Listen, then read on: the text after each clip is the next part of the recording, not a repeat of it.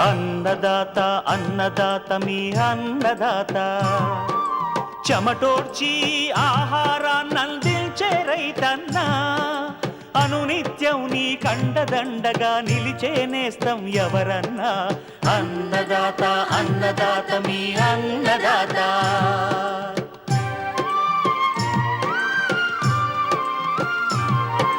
నూతన రీతుల సాగుబడికి, నూరింతలు పెరిగే దిగుబడికి సూచనలిచ్చే సస్య రక్షణకు, పశు పోషణకి శాస్త్ర విజ్ఞానం అందించి ముందుకు నడిపే తెలుగు రైతు భారతదేశానికి మకుటం అయ్యేలా తీర్చిదిద్దే ఆశయంతో మిమ్ము మేలు కొలిపేది అన్నదాత.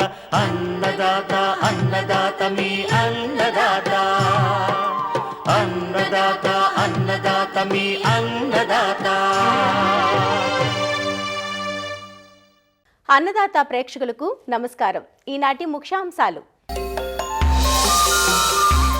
ఖరీఫ్ వరిలో కంకినల్లి, మానిపండు తెగులు నివారణ. నెల్లూరు జిల్లాల్లో వర్షాధారంగా సాగు చేసే మినుములో సస్యరక్షణ. శీతాకాలంలో పశువులు జీవాల ఆరోగ్య సంరక్షణ. ఇంకా జై కిసాన్ వ్యవసాయ సమాచారం.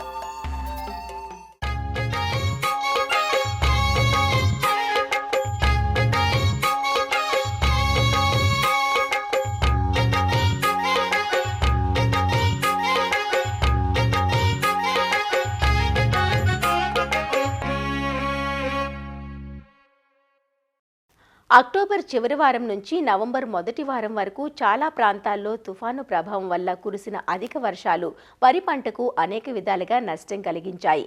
ప్రస్తుతం పంటను వివిధ రకాలైన తెగుళ్లు పట్టి పీడిస్తున్నాయి. కంకి దశలో ఉన్న పైరును చాలా చోట్ల కంకినల్లి, మానిపండు తెగుళ్లు ఆశించి ఉన్నాయి. కంకినల్లి ఉన్న గింజలపైన నల్లటి మచ్చలు, మానిపండు తెగులు వల్ల కంకులపై నల్లటి బూజు ఏర్పడడంతో వీటిని ఎలా నివారించుకోవాలో తెలియక రైతులు కలత చెందుతున్నారు. వరిలో కంకినల్లి, మానిపండు నివారణ గురించి రాజేంద్రనగర్లోని ప్రొఫెసర్ జయశంకర్ తెలంగాణ రాష్ట్ర వ్యవసాయ విశ్వవిద్యాలయం వరి పరిశోధనా స్థానం శాస్త్రవేత్త డాక్టర్ అరుణ నుంచి తెలుసుకుందాం. తెలంగాణలో మనకి వరి ప్రధానమైన పంట. ఇది 60 లక్షల ఎకరాల వరకు సాగు చేయడం జరుగుతుంది వానాకాలంలో. ఈ మధ్య కాలంలో అధిక వర్షాల కారణంగా క్షేత్రస్థాయిలో సందర్శనల్లో రైతుల దగ్గర నుంచి కూడా ఎన్నో ఫోన్ కాల్స్ ద్వారా వరిలో కంకినల్లి ఆశించడం అన్నది గమనించడం జరిగింది. కంకినల్లి మనకి సూక్ష్మదర్శిని ద్వారా చూడగలము, కంటికి కనిపించదు గనక ఆకులపైన, ఈనెలపైన మనకి గోధుమ రంగులో కానీ లేదా నల్లని మచ్చలు కానీ గమనిస్తే కంకినల్లిగా కొంచెం రైతులు అర్థం చేసుకొని దాన్ని గమనించుకుంటూ పోవాలి. ఆ ఈనెలపై నుంచి పొట్టలోకి పోయి గింజలపైన ఆశించి నల్లటి మచ్చలు అన్నది గమనిస్తూ ఉంటాము. ఎక్కడైతే ఆలస్యంగా నాట్లు వేసుకొని అధిక మోతాదులో నత్రజనిని వాడిన పొలాల్లో ఎక్కువగా గమనించడం జరుగుతుంది.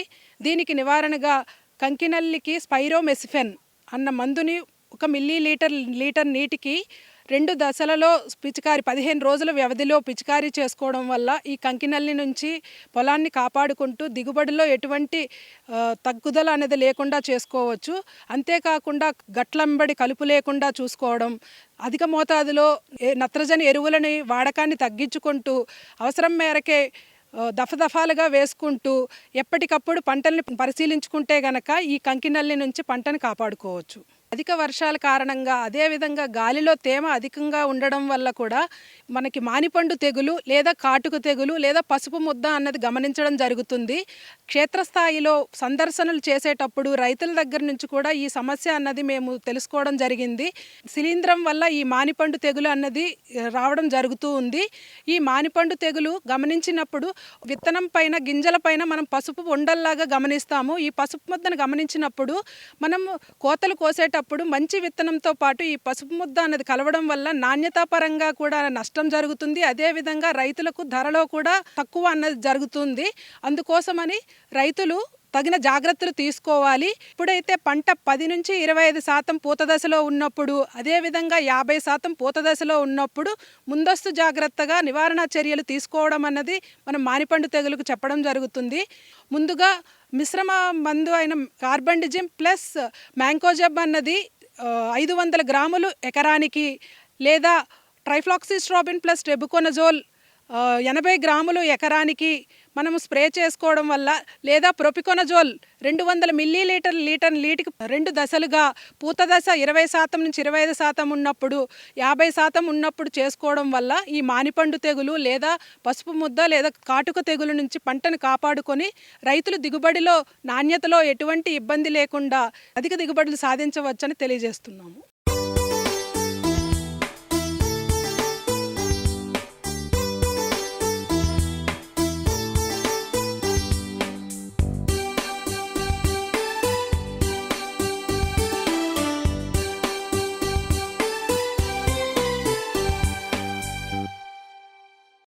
తక్కువ పెట్టుబడితో స్వల్పకాలంలో చేతికొచ్చే అపరాల పంటలు పెసర, మినుము.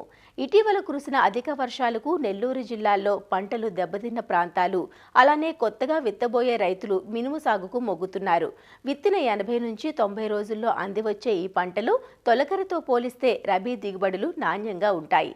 రైతులు సాగు ప్రారంభించే ముందు వైరస్ తెగుళ్లను తట్టుకునే రకాలను ఎంచుకోవడం, ఆయా ప్రాంతాలకు అనువైన రకాల పట్ల తగిన అవగాహన కలిగి ఉండడంతో పాటు సమగ్ర సస్యరక్షణ పద్ధతులను ఆచరించాలంటూ వివరాలు తెలియజేస్తున్నారు ఆచార్య ఎన్జీ రంగా వ్యవసాయ విశ్వవిద్యాలయం నెల్లూరు జిల్లా కృషి విజ్ఞాన కేంద్రం విస్తరణ విభాగం శాస్త్రవేత్త డాక్టర్ లోకేష్ బాబు. మనకు నెల్లూరు జిల్లా పరిస్థితి తీసుకున్నట్టయితే ఇప్పుడు మనకు వర్షాధారంగా మినుము పంట వేసుకోవడం అనేది జరుగుతుంది. ఈ పరిస్థితులను అనుసరించి సమగ్ర సస్యరక్షణ చర్యలు అనేటివి విత్తన శుద్ధితో మొదలవ్వాలని చెప్పి 1 కేజీ విత్తనానికి 2.5 గ్రామ్ మ్యాంకోజబ్ లేదా కార్బండిజం అనే మందుతో విత్తన శుద్ధి చేసుకోవాలి. రసం పీల్చే పురుగు నివారణ కోసం 5 ml ఇమిడాక్లోప్రిడ్ లేదా 5 గ్రామ్ థయోమితాక్సామ్ అనే మందుతో విత్తన శుద్ధి చేసుకున్నట్టయితే పంట 15 నుంచి 20 రోజుల వరకు రసం పీల్చే పురుగుల బారిన పడకుండా కాపాడుకోవచ్చు.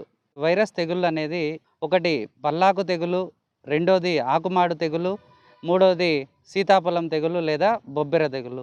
పల్లాకు తెగుళ్ళు తీసుకున్నట్టయితే ఎల్లో కలర్ స్పాట్స్ అనేటివి మనకు ఆకుల మీద వస్తాయి. మన పంట పల్లాకు తెగుల బారిన పడినట్టయితే తాళ్ళు కాయలు రావడం అనేది కూడా జరుగుతుంది. అదేవిధంగా మనకు ఆకుమాడ తెగుళ్ళు లేదా మొవ్వకుళ్ళు తెగుళ్ళు తీసుకున్నట్టయితే తామర పురుగు ద్వారా వ్యాపిస్తుంది. ఆకుల అంచులు వెనకకు ముడుచుకొని అదేవిధంగా మెలికలు తిరిగి గిడసబారిపోతుంది. కాయ దశలో చూసుకున్నట్టయితే మనకు తలలు మాడిపోయి అదేవిధంగా అతి తక్కువ కాయ ఏర్పడడం అనేది కూడా జరుగుతుంది. సీతాఫలం తెగుళ్ళు లేదా బొబ్బెర తెగుళ్ళు. ఈ బొబ్బెర తెగుళ్ళు మనకు పేనుబంక ద్వారా వ్యాపిస్తుంది. ఆకలు ఉబ్బెత్తుగా ఏర్పడి ముడుచుకుపోయి సీతాఫలం కాయలాగా మనకు అనిపిస్తుంది. పూత, పిందె ఇవన్నీ అభివృద్ధి చెందకుండా కాయలు కూడా ఏర్పడకుండా జరుగుతుంది. ఈ వైరస్ తెగుళ్ళ నుండి మన పంటను ఎలా నివారించుకోవాలని తీసుకున్నట్టయితే మనకు ముఖ్యంగా సమగ్ర సస్యరక్షణ చర్యలు తీసుకున్నప్పుడు పల్లాకు తెగుళ్లను తట్టుకునే రకాలను మనం వేసుకోవాలి. LBG 904, LBG 884, తర్వాత TBG 104, TBG 129, అదేవిధంగా GBG 1, అదేవిధంగా మనకు PU 31. ఇవన్నీ పల్లాకు తెగులు తట్టుకునే మినుము రకాలు. అదేవిధంగా మనకు పొలం చుట్టూత 4 వరుసలు మొక్కజొన్న లేదా జొన్న లేదా సజ్జ వేసుకున్నట్టయితే ఈ తామర పురుగులు కానీ తెల్లదోమలను కానీ మన పొలంలోకి రాకుండా మనం నివారించుకోవచ్చు. పొలం గట్ల మీద కలుపు లేకుండా చూసుకోవాలి. ఎక్కడైనా వైరస్ తెగులు వచ్చిన మొక్కను చూస్తున్నట్టయితే ఆ మొక్కను ఏరిపారేయాలి. 1 ఎకరా పంటలో మనకు తెల్లదోమ ఉధృతి లేదా ఉనికిని మనం తెలుసుకోవడానికి 20 పసుపు జిగురట్టలు అంటాము, అవి కూడా పెట్టుకోవచ్చు. తామర పురుగులు వాటి ఉనికిని మరియు ఉధృతిని తెలుసుకోవడానికి మనకు 20 నీలి జిగురట్టలను కూడా పెట్టుకోవచ్చు. ఎప్పుడైతే మనము వీటిని గుర్తించినప్పుడు మనం స్ప్రేయింగ్ అనేది చేపట్టాలి. నాటిన 15 రోజుల తర్వాత వేప కషాయం లేదా వేప నూనె 5 ml 1 లీటర్ నీటికి కలిపి పిచికారీ చేసుకున్నట్టయితే రసం పీల్చే పురుగుల బారిన మనము పడకుండా పంటని కాపాడుకోవచ్చు. తెల్లదోమ నివారించుకోవడం కోసం అసిఫేట్ 1 గ్రామ్ 1 లీటర్ నీటికి, అసిటామిప్రిడ్ అనే మందు 0.2 గ్రామ్ 1 లీటర్ నీటికి, థయోమితాక్సామ్ అనే మందు 0.2 గ్రామ్ 1 లీటర్ నీటికి, లేదా డైమిథోయేట్ అనే మందు 2 ml 1 లీటర్ నీటికి, లేదా డైఫెన్థిరాన్ అనే మందు 1.25 గ్రామ్ 1 లీటర్ నీటికి కలిపిన మనం పిచికారీ చేసుకున్నట్టయితే తెల్లదోమ బారిన పడకుండా రక్షించుకోవచ్చు. తామర పురుగు నివారించుకోవడం కోసం అసిఫేట్ అనే మందును 1 గ్రామ్ 1 లీటర్ నీటికి, లేదా ఫిప్రోనిల్ అనే మందు 1.5 ml లీటర్ నీటికి, డైమిథోయేట్ అనే మందు 2 ml 1 లీటర్ నీటికి, లేదా థయోమిథాక్సమ్ అనే మందు 0.2 గ్రామ్ 1 లీటర్ నీటికి కలిపి పిచికారీ చేసుకున్నట్టయితే త్రిప్స్ బారిన పడకుండా మనం కాపాడుకోవచ్చు. పూత దశలో కానీ మనం తామర పురుగుని మనం గుర్తించినట్టయితే స్పైనోసాడ్ అనే మందు మనం 0.3 ml 1 లీటర్ నీటికి కలిపి పిచికారీ చేసుకున్నట్టయితే మనకు త్రిప్స్ బారిన, అదేవిధంగా మనకు మారుక మచ్చల పురుగు బారిన కూడా పంట పడకుండా మనం కాపాడుకోవచ్చు. ఈ పేనుబంక నివారణ కొరకు మనం అసిఫేట్ అనే మందు 1 గ్రామ్ 1 లీటర్ నీటికి, లేదా ఇమిడాక్లోప్రిడ్ అనే మందు 0.4 ml 1 లీటర్ నీటికి, లేదా అసిటామిప్రిడ్ అనే మందు 0.2 గ్రామ్ 1 లీటర్ నీటికి, లేదా థయోమిథాక్సామ్ అనే మందు 0.2 గ్రామ్ 1 లీటర్ నీటికి మనం కలిపి పిచికారీ చేసుకున్నట్టయితే పేనుబంక బారిన పడకుండా మనం మినుము పంటను కాపాడుకోవచ్చు.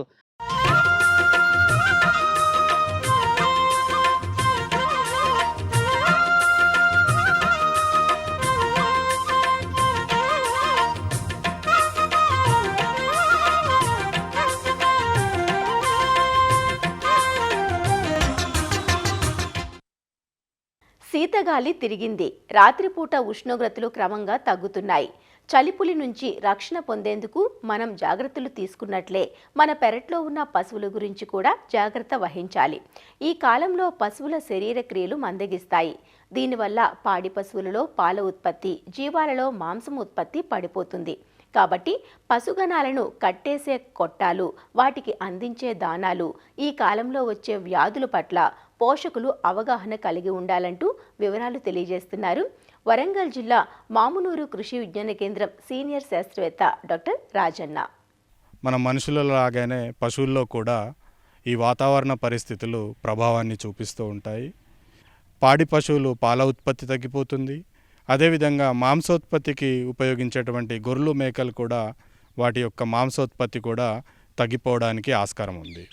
కాబట్టి ఇప్పుడు మనం గమనించుకున్నట్లయితే గత వారం 10 రోజుల నుంచి ఉష్ణోగ్రతలు గణనీయంగా పడిపోతూ ఉన్నాయి.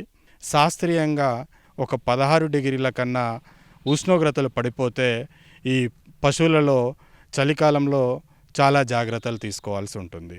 షెడ్డుకు చుట్టూతా మనం గన్ని బ్యాగ్స్ కానీ వట్టివేర్లతో చేసినటువంటి తడకలు కానీ వేలాడ తీసుకోవాలి.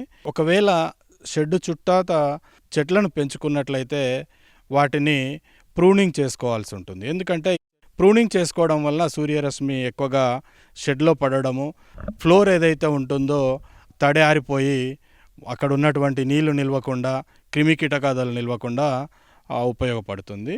అదేవిధంగా ఎవరైతే సిమెంట్ కాంక్రీట్తోని ఈ ఫ్లోరింగ్ చేసుకుంటారో, సిమెంట్ కాంక్రీట్ వలన ఉష్ణోగ్రత పడిపోయి పశువులు చాలా ఇబ్బందులు పడుతూ ఉంటాయి. కాబట్టి ఊకపోట్టు కానివ్వండి, లేదంటే సాడస్ట్ కానివ్వండి, ప్యాడిస్ట్రా కానివ్వండి, ఇంకా ఏదైతే మెటీరియల్ బెడ్డింగ్ మెటీరియల్ని ఉపయోగించుకొని మనం ఉష్ణోగ్రతను తగ్గించుకోవచ్చు. అదేవిధంగా వెంటిలేషన్ కూడా జాగ్రత్తలు తీసుకోవాలి. షెడ్డులో ఉన్నటువంటి పెంటికలను కానివ్వండి, పేడను కానివ్వండి రోజుకి 2 సార్లు ఊడ్చుకోవాలి. దీని మూలంగా అమోనియా మరియు నైట్రిక్ ఆక్సైడ్ అనేటువంటిది కొట్టాల్లో పేరుకుపోకుండా ఉంటుంది.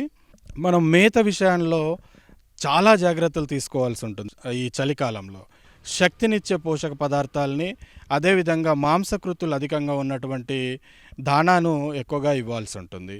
ఒక్కొక్క పశువుకి 3 కిలోల దానా మిశ్రమాన్ని ఇవ్వాలి. ఈ దానా మిశ్రమం ఇవ్వడం మూలంగా వాటి యొక్క శక్తిని అనేటువంటిది ఉపయోగించుకొని శరీర ఉష్ణోగ్రతను మెయింటైన్ చేసుకోవడానికి వీలవుతుంది.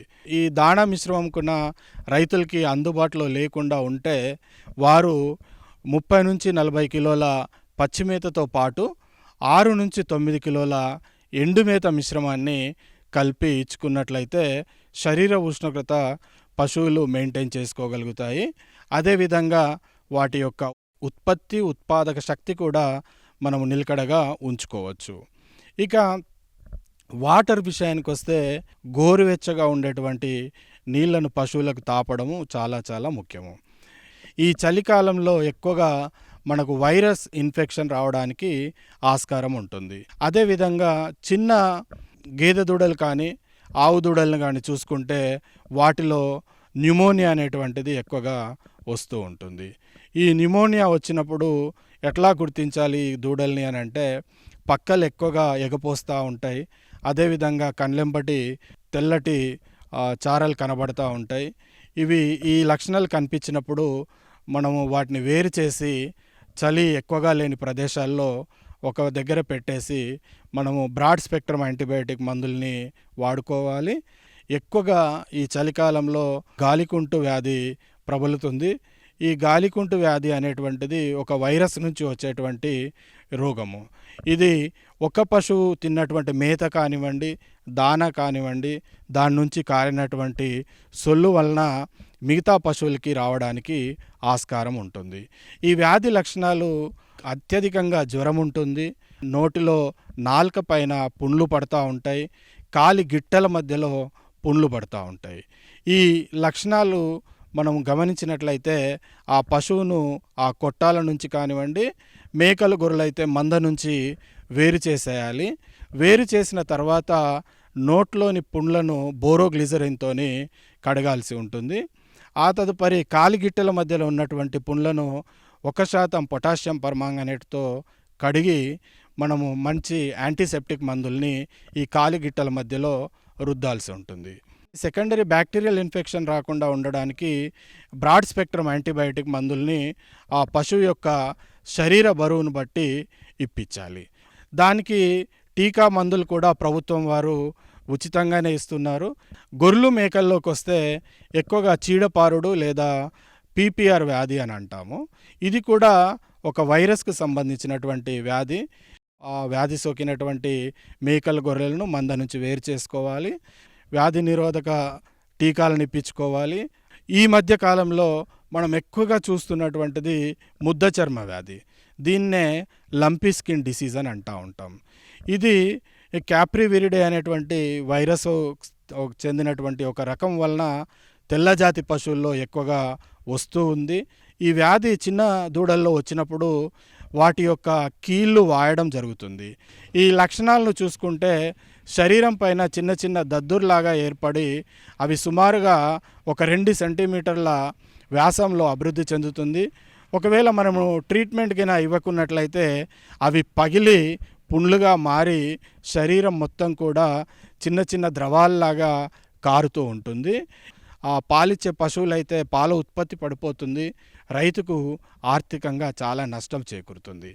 ఇది ఎక్కువగా పశువుల్ని దూర ప్రాంతాల నుంచి కొనుక్కొని రావడం వలన ఈ వ్యాధి మన నేటివ్ ప్లేస్లోనికి రావడం జరుగుతుంది. కాబట్టి ఎక్కడైతే సరిహద్దులు ఉంటాయో ఆ సరిహద్దుల్లో ఈ వ్యాక్సినేషన్ ప్రక్రియ అనేటువంటిది కొనసాగించాలి.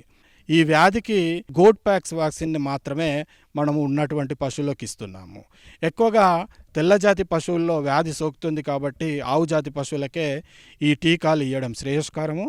ఆ గేదె జాతి పశువులకి టీకాలు ఇవ్వకున్నా కొంతవరకు మనము సంరక్షించుకోవచ్చు. ఇక ఏదైతే పశువుల రవాణాకు ఉపయోగిస్తామో ఆ వాహనాలని 20% ఈథర్తో కానివ్వండి, 1% ఫార్మలిన్తో మనం శుభ్రం చేసుకోవాలి. అదేవిధంగా వ్యాధి సోకినటువంటి ప్రాంతాల్లో ఉన్నటువంటి పశువుల సంతల్ని సుమారుగా ఒక 5 నుంచి 10 కిలోమీటర్ల వరకు మనము మూసివేయాలి. ఈ జాగ్రత్తలు తీసుకోవడం వలన మనము పశువుల్ని చలికాలం నుంచి కాపాడుకోవచ్చు.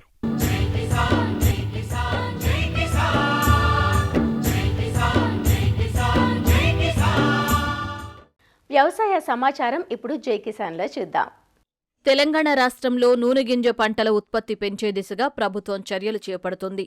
ముఖ్యంగా దీర్ఘకాలం ఫలసాయాన్నందించే ఆయిల్ పామ్ సాగులో రైతులకు రాయితీలు అందిస్తూ సాగును ప్రోత్సహిస్తోంది. ఉమ్మడి మెదక్ జిల్లా వ్యాప్తంగా గత 2-3 ఏళ్లుగా ఆయిల్ పామ్ సాగుకు రైతులు ముందుకు వస్తున్నారు. ప్రధానంగా మెదక్, సిద్దిపేట, సంగారెడ్డి జిల్లాల్లో వరితో పాటు మెట్ట పంటలు పండిస్తున్న రైతులు ఇటు దిశగా అడుగులు వేస్తున్నారు. సిద్దిపేట జిల్లాలో ఆయిల్ పామ్ పరిశ్రమను ప్రభుత్వ ఆధ్వర్యంలో నిర్వహించడంతో సాగుదారులకు ఒకంత భరోసాగా మారింది. జిల్లాలో విస్తరిస్తున్న ఆయిల్ పాము సాగు రైతు అనుభవాలు వాస్తవాలను ఈటీవీ ప్రతినిధి రామకృష్ణ ముఖాముఖి ద్వారా తెలుసుకుందాం. సిద్దిపేట జిల్లాలో ఆయిల్ ఫామ్ సంబంధించినటువంటి ఫ్యాక్టరీ ఏదైతే ఉందో ప్రభుత్వ ఆధ్వర్యంలో ప్రారంభించిన దగ్గర నుంచి కూడా ఉమ్మడి మెదక్ జిల్లా వ్యాప్తంగా ఆయిల్ ఫామ్ రైతులైతే పెరిగారని చెప్పుకోవచ్చు. అయితే ఒక్క మెదక్ జిల్లా శివంపేట మండలంలో దాదాపు 50 ఎకరాల పైన సాగు చేస్తున్న పరిస్థితి అయితే ఉంది. ప్రస్తుతం అయితే మాత్రం జయరాం రెడ్డి అనే ఒక రిటైర్డ్ ఆర్మీ వ్యక్తి కూడా ఇదే ఆయిల్ ఫామ్ని దాదాపు 6 ఎకరాల్లో విస్తీర్ణంలో అయితే సాగు చేస్తున్నారు. మరో ఏడాదిలో మాత్రం దిగుబడి వచ్చే అవకాశం ఉందని ఇక్కడ చెప్తా ఉన్నారు. ఈ పంట సాగు ఎలా చేశారు, ప్రభుత్వం నుంచి ఏమేమి సబ్సిడీలు వస్తున్నాయి అనే అంశాలు తెలుసుకున్నాం. మీరు ఎప్పుడు ఈ మొక్క వేశారు, సబ్సిడీ ప్రభుత్వం నుంచి ఏమేమి వస్తున్నాయి? మార్చ్ 1, 2023లో పెట్టాము. ఆ రోజు నాటాము. అంతకుముందే ఈ ప్రాసెస్ డ్రిప్ కానీ మొక్కలు కానీ అన్నీ వాళ్ళు రిజిస్ట్రేషన్ అవన్నీ అయిపోయాయి. తర్వాత మార్చ్ 1కు మొక్కలు నాటినాము. అప్పుడు డ్రిప్కు 80% సబ్సిడీ ఇచ్చారు. జైన్ ఇరిగేషన్ వాళ్ళు ఇది మొత్తం ఫిక్స్ చేసారు. మొక్కలేమో ఈ లివింగ్ ఫార్మ్ ఇండియా వాళ్ళు 20 రూపీస్కి ఒకటి సబ్సిడీ లాగా మాకు ఇచ్చారు. మొత్తం ఎకరానికి 57 మొక్కలు చొప్పున 6 ఎకరాలకు 342 మొక్కలు మొత్తం నాటాం. సహజంగా వేరే మొక్కజొన్న ఇవి వేసే పరిసర ప్రాంతంలో ఆయిల్ ఫామ్ వైపు ఎందుకు వచ్చారు? ఈ సాగు ఎలా అనిపిస్తుంది ప్రజెంట్? మెయిన్ దీనికి వైపు రావడానికి కారణము మెయిన్ ఇక్కడ మా చుట్టుపక్కల కానీ ఈ ఏరియా అన్నిట్లలో మెయిన్ కోతుల బెడద మూలంగానే ఏ పంటలని అవి ఉంచట్లేదు. దాని తర్వాత కూడా ఈ వరి వేసిన వాటర్ ఎక్కువ, దానికి ఏమి ఇన్కమ్ పెట్టుబడి అది మనకేమి రావట్లేదు. దాని మూలంగా ఇప్పుడు అందరూ దీని వైపే మలుతున్నారు. ఇప్పుడు 6 ఎకరాలు సాగు చేశారు. మొక్కకి మొక్క మధ్య ఎంత గ్యాప్ ఉంచారు? అలాగే మొదటి వచ్చిన పువ్వుని తొలగించే పద్ధతిని ఎలా చేస్తున్నారు?